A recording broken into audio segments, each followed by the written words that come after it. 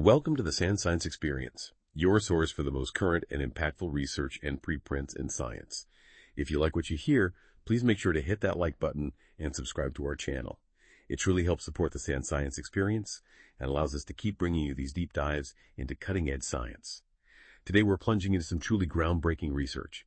It reveals a hidden functional switch deep within our own immune cells. And this isn't just a small tweak, it's a crucial mechanism. It dictates how effectively our bodies can actually fight cancer. We're going to unravel the intricate world of mitochondrial remodeling in specialized immune cells called tumor-associated macrophages, or TAMs for short, and explore how it dramatically amplifies our natural anti-cancer defenses. Yeah, this is really fascinating stuff. This deep dive is based on a fantastic paper by Clark and colleagues published just this July in Immunity. It offers a compelling look at how even, microscopic changes inside a cell's energy powerhouses, its mitochondria, can have this monumental impact, a huge impact on the immune system's ability to combat tumors. And what's truly exciting is that it points to a very specific mechanism, one that could genuinely pave the way for entirely new cancer immunotherapies. Okay, let's unpack this then. To really get a grip on this remarkable switch, we first need to meet the main players, these specialized immune cells, the tumor-associated macrophages, or TAMs. You called them double-edged swords before we started. What role do they play in the tumor story, and why are they so central? Right, double-edged sword is a perfect description. TAMs are incredibly influential players in the tumor microenvironment. They're involved in pretty much everything from how solid tumors grow and spread to how well existing treatments like immune checkpoint blockade, ICB actually work. But what's fascinating here and really key is that TAMs aren't just one thing. They aren't a single uniform group. They are incredibly diverse. They actually adapt their functions based on the signals they get within the tumor. So if they're a double-edged sword, that implies some are beneficial, helping us fight, and others are, working against us, right? Helping the tumor. Precisely. Yeah, on one side we have what are called pro-tumor TAMs. These are the ones that actually help the tumor grow and thrive. They do this by promoting things like angiogenesis, that's the formation of new blood vessels to feed the tumor, or by actively suppressing the immune response, basically putting the brakes on our body's defenses. But then you have the interferon TAMs, or IFN-TAMs. These are the immune-stimulating ones, the heroes in this scenario, if you like. They're characterized by high expression of specific genes like CXCL9 and CXCL10, which act like homing beacons, recruiting other crucial immune cells. These IFN-TAMs have robust anti-tumor functions, and having more of them around is strongly correlated with better patient survival and, importantly, stronger responses to those ICB therapies. Okay, so the goal then is obviously to shift the balance. Yeah. Get more of these IFN-TAMs, the good guys.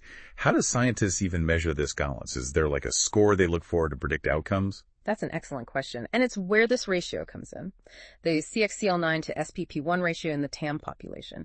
It's simple, relatively speaking, but surprisingly powerful as a prognostic indicator. High CXCL9 associated with those good IFN-TAMs relative to Spp1, which is linked to the pro-tumor ones. Well, that's a very good sign for survival and ICB success. It basically gives us a snapshot of whether the TAMs are helping or hindering. The challenge has always been figuring out, what molecular drivers control this balance. Right.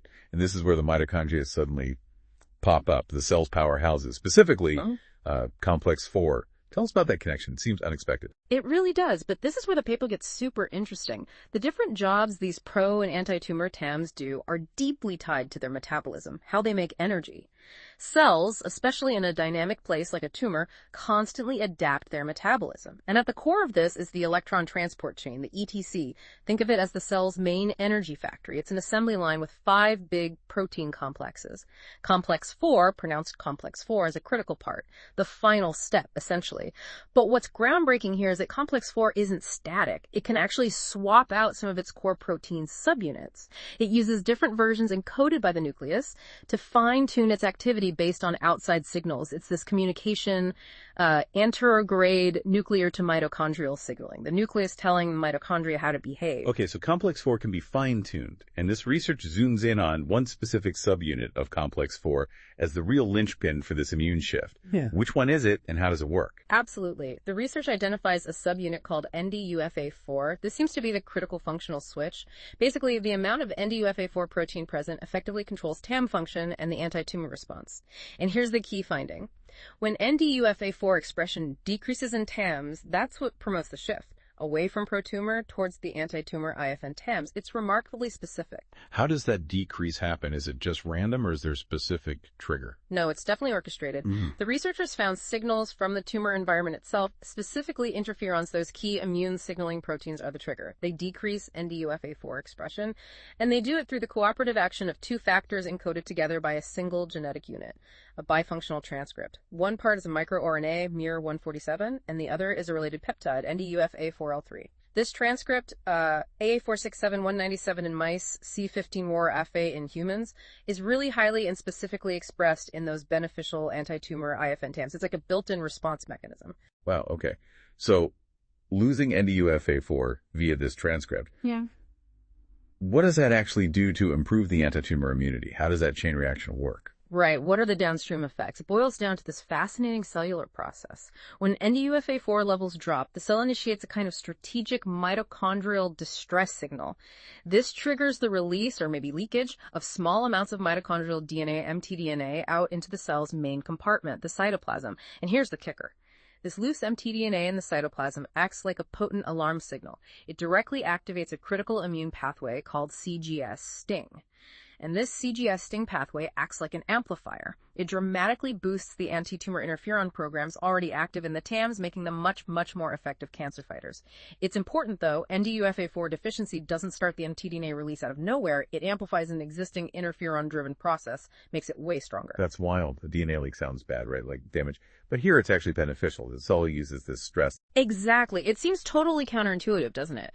But in this specific context, yes, it's a controlled dysfunction being harnessed for good. Think of it like pulling a fire alarm. The fire isn't good, but the alarm it triggers, the cGAS-STING activation, is precisely what's needed to mount a defense. The researchers saw that NDUFA4 deficiency, especially with interferon, led to changes like decreased mitochondrial mass and altered membrane potential. All signs of this controlled, beneficial mitochondrial stress, a strategic recalibration.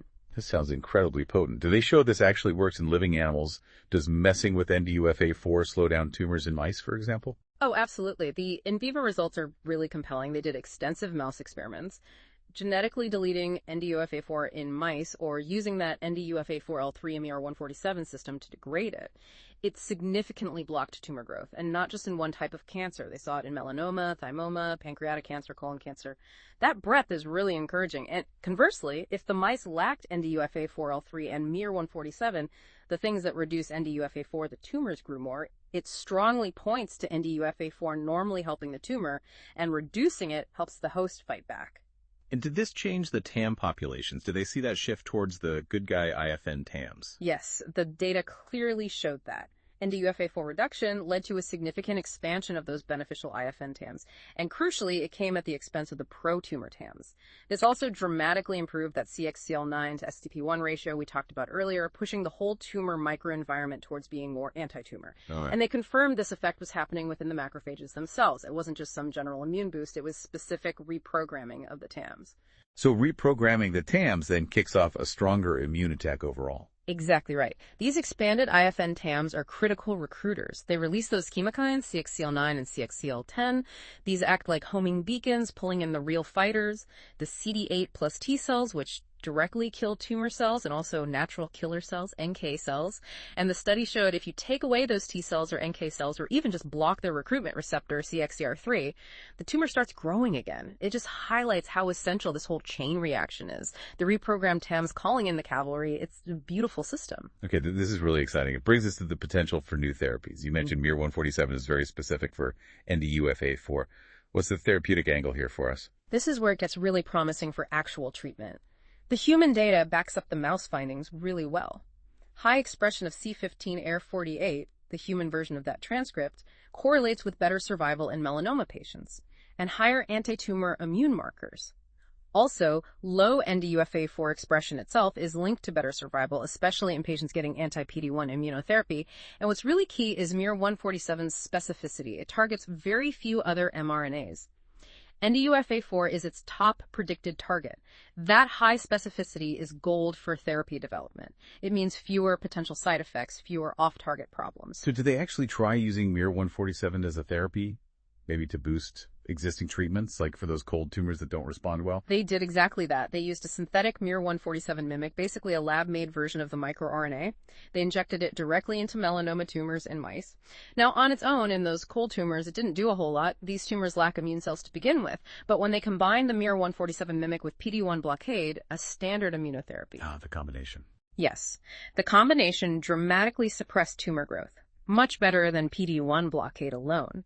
And this combo therapy led to a big increase in immune cells inside the tumor, especially those activated CD8 plus T cells.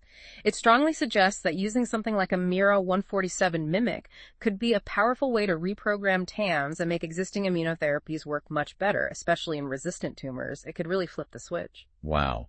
It really sounds like this research uncovers a fundamentally new way our cells adapt to fight cancer, a whole new communication line between the nucleus and mitochondria controlling immunity. What's the bigger picture here? Where might this lead next? Well, it reveals this critical nuclear to mitochondrial communication pathway where TAMs tune their metabolism to switch their function.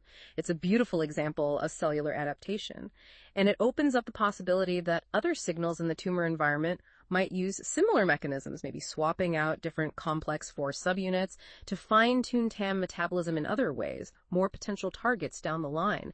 And it really raises an important question, maybe something for you, the listener, to think about.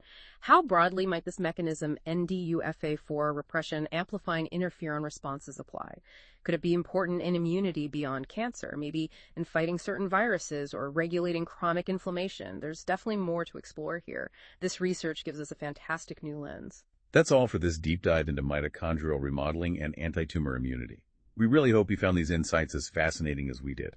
Don't forget to like this video and subscribe to the SANS Science Experience for more cutting-edge research breakdowns. We'll see you next time on the SANS Science Experience.